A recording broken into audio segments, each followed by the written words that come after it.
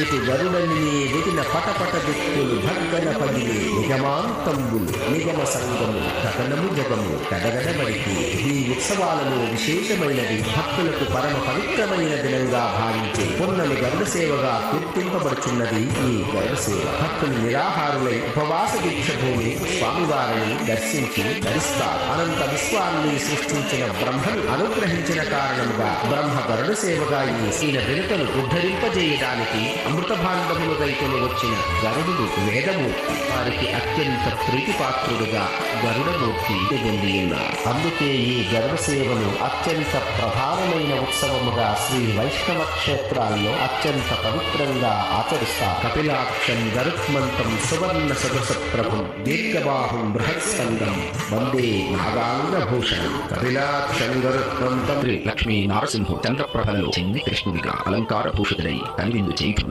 జీవకోటికి మనుగడ ఆహారం ప్రధానం. ధాన్యములు ఓషధులకు అధిదేవత చంద్రకాంతు వలనే ధాన్యములు ఓషధులు అంకురించి ఆహార రూపమున జీవకోటికి ప్రాణాధారమైన ఉత్సవం శేషవాహన. 10,000 పడగలు కలిగిన ఆదిశేషు వాహనముగా తీసుకుని శ్రీ వసంతవల్లభరాయ శ్రీ భూ సహితము